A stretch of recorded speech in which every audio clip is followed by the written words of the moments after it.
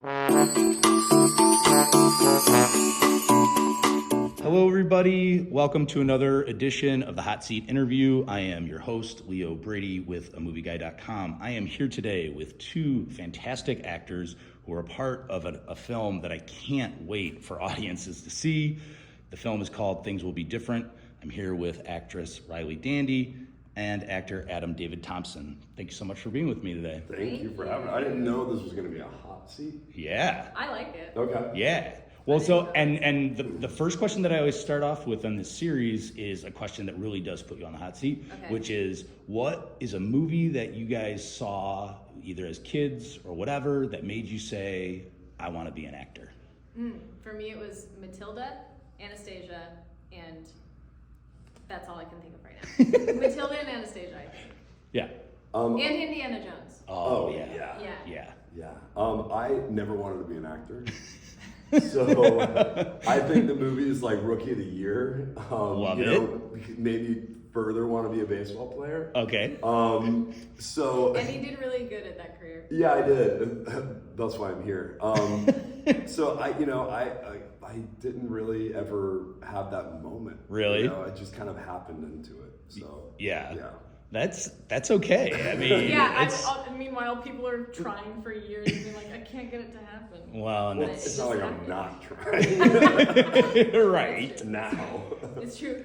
Yeah, well, so this film is, this is a sci-fi film. It is scary. It feels very intimate, honestly, as well. I think that's the right word to use for it. But Riley, we'll start with you. You have this growing career. The first introduction I had for you was Joe Begos's Christmas Bloody Christmas. So, being a part of that film, that sort of, gets you known in this genre, right? A little bit. Did that prepare you a little bit for making this film as well? Yeah, totally. Christmas Bloody Christmas was the first movie that I got to do any of my own action, like any of my own stunts. Yeah. And for Things Will Be Different, we had an entire day where I was learning fight choreography. And I think working with Joe and that story, it just made me realize how much I love it. And I love coming home from a long day of like fighting choreography and like feeling exhausted and bruised. Right. Yeah, I really liked that. But it helped me a lot. Also just like with stamina. Yeah. Yeah.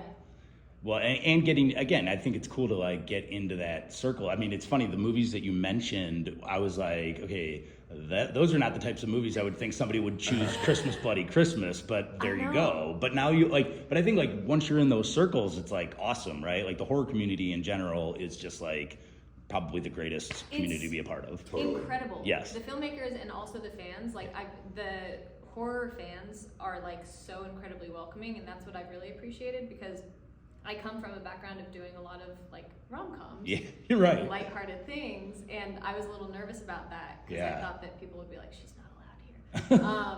But I love horror movies as well, and I've watched them since I was really young. So it's been cool to be like fully welcomed. Yeah. Well, and Adam, for you too, I mean, prior to this, the list of directors you've worked with, Shyamalan, you got your start with Sean Durkin, Natasha Kermani, Noah Baumbach. I mean, it's quite a list. Do you try to pick up stuff as you go along with this list of directors? Yes. And I love being on set, even if I'm not necessarily in the scene at the time, just to kind of watch these amazing, human beings at work. And Michael Felker as well, right? Yes, absolutely. Yes, yeah. I mean, it's, especially in this genre, there's such a passion for it, whereas, trying to find something new, trying to do something different. Working with Night on Glass, I learned so much about what an audience expects and because Knight has a way of knowing his audience so well. Yeah.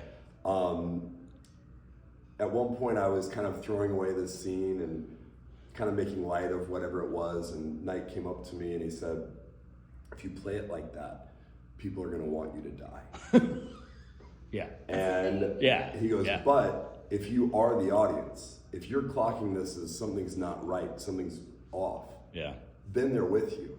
But if you're making light of it and saying, wow, oh, what's this? You know, then when you get killed, they're gonna be like, of course he got killed. Right.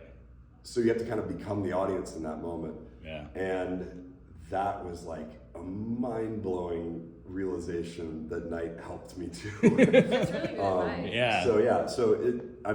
I'm a very lucky dude to have been kind of even in the room with these other humans, you know? Yeah. Yeah. Well, and playing these roles too, for both of you, it's totally different, I think, as opposed to, you know, your brother and sister, your characters that get like basically stuck in this house. I'm not an actor, so I don't know as much as you guys do, but like I would think playing brother and sister is tougher than playing romantic, like, you know what I mean? Like, because I think like chemistry, connection, you can like kind of put it in your head, but like to make it work that like people are like, oh, I can tell that they're related, like that's like subtext, that's like underneath the skin, right? And I think you guys do a fantastic job of pulling that off. So like how did the two of you sort of create that chemistry to say like we're brother and sister, we've known each other for life? I mean, that's tough. It came like weirdly easily. Immediately. Yeah. We were, I mean, from day one, it's been just busting chops and It's been this. Do the two of you have siblings? I wanted to. Yes, We both yes. do. Okay, That if that wasn't there, Yeah. I don't think we could have gotten to that point Yeah. necessarily. But having that, and Riley and I were so much on the same page with the history that we worked out for Joe and Sid, and everything that she suggested fit directly into my narrative, and vice versa. And we so were sharing like vision boards, and we were sharing mood boards, and then like journaling and like talking about backstory and history, and like this is stuff that we didn't even necessarily need to share with anybody else. Right. It was just like so that we knew what Joe and Sid had gone through. Yeah.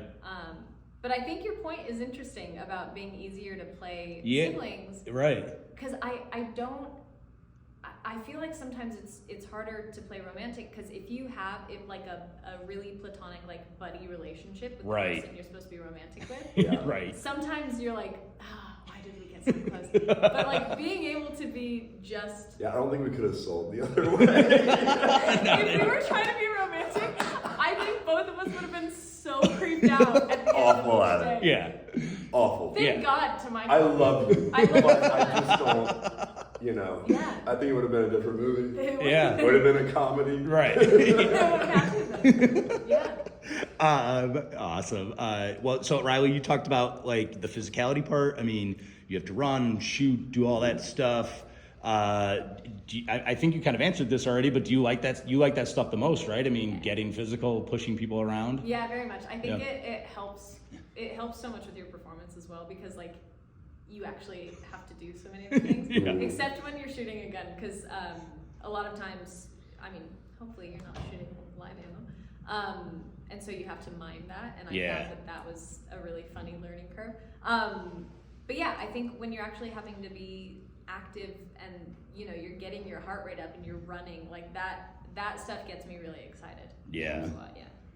Yeah. Well, and it's interesting too. I mean, talk about too, like acting in the space, right? Like, I mean, for like being on a movie like Glass or being on Christmas Bloody Christmas, it's like there's a lot of movement around rooms, and there's not like, I mean, it's just the two of you. It's just like tight in these small spaces. Do you prefer that? I mean, like, I know you've been on maybe more bigger productions, bigger TV productions too. Like, do you prefer the tighter set, the tighter film that is like this, or in this situation, yes. Yeah. I think on bigger movies and things, with just the amount of people that are involved, just makes that impossible. But if you are on a set that you can just remove a wall and shoot the thing, it just makes everything go so much faster. But with this in particular, it wouldn't have worked had we not had this location to, I mean, the history within the location itself that we shot was this old failed town that they've turned into this, wedding venue. And so each building has so much history to it. And, Riley and I aren't going to our trailers in between takes. We're, sitting on a couch together, or making like fun of each other. Exactly. So I think that this wouldn't have worked on a larger scale in that way. I think that the intimacy and the crew that we have was Very small crew. godsend of a crew. Yeah, Oh my yeah. God, these guys were incredible. Yeah. Being with them and making this thing in like a tight little area. It does become family. It does, and, Yeah. and Yeah. to me, it created that pressure. Like it was, Yeah. you know, the pressure was harder in those situations, which just kind of amped me up to Yeah. be able to, you know. When I've like from interviews that I've had with other actors, they find that those bigger productions, it feels more of like a conveyor belt in a way, where it's like, Sometimes. you know, where it's just like you're just running through it, do it, get in, get out. Where this, it's like we're actually like putting our hands into the dirt and like soaking it in, Yeah. right? And I think talk about like last two questions. Talk about working with Michael as a director. Both of you, what was your experience like? I mean, getting brought on, obviously he clearly liked the two of you, so that Yeah. says something, but Thank God. yeah. He's But- like, fuck this. Working with him was amazing because he's an editor. Yeah.